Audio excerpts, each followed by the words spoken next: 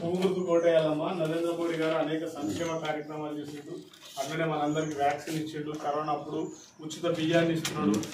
భవ్యమైన దివ్యము 8 సంవత్సరాలు 500 సంవత్సరాల నుంచి మనం ఎదురు చూస్తున్నాం. మొన్న పెద్ద గుడి కట్టారు.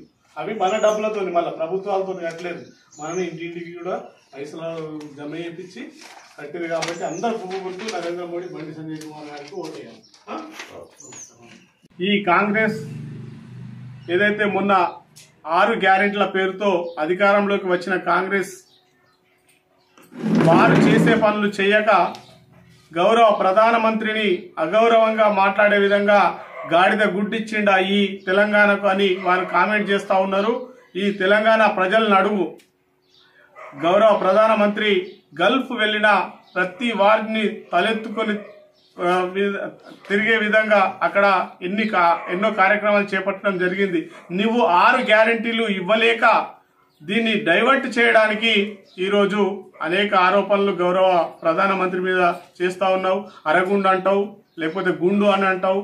ఆ రేవంత్ రెడ్డి గారు, మీరు ఇది అసలు మీకు ఏ భాష మాట్లాడుతున్నారు? గత 10 సంవత్సరాలుగా కేసీఆర్ మాట్లాడిన భాషనే మళ్ళా మీరు ఈ రాజకీయాల్లో తీసుకొస్తున్నారు. ఖచ్చితంగా ప్రజలు మళ్ళీ తిప్పికొడతారు. ఈ ఎలక్షన్లలో భారతీయ జనతా పార్టీకి అత్యధిక సీట్లు వస్తాయి.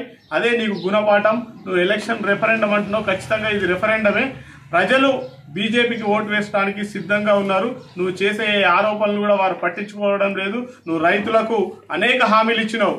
500 రూపాయల బోనస్ ఇస్తానన్నావు, రుణమాఫీ అన్నావు, గెలవంగానే 15,000 రూపాయలు మీ ఖాతాలో వేస్తానన్నావు, రైతు కూలీలకు కూడా 12,000 ఇస్తానన్నావు. ఈ విధంగా వాటన్నింటినీ మర్చిపోయి ఈరోజు ఓట్లేసి ఆ దేవుని మీద ఒట్టు, ఈ దేవుని మీద ఒట్టు అని ఓట్లేసి నేను 15 తారీఖు నాడు ఇస్తా, వచ్చే నెలలో ఇస్తా, ఆగస్టు 15 లోపు నేను దీన్ని రుణమాఫీ చేస్తానంటున్నావు. షుగర్ ఫ్యాక్టరీ అంటున్నావు. షుగర్ ఫ్యాక్టరీ మీద 4 మాటలు నువ్వు గెలిచిన నుంచి మాట్లాడినావు.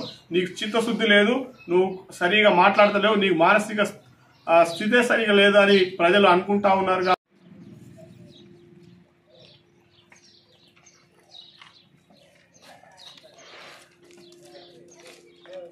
ఓకే.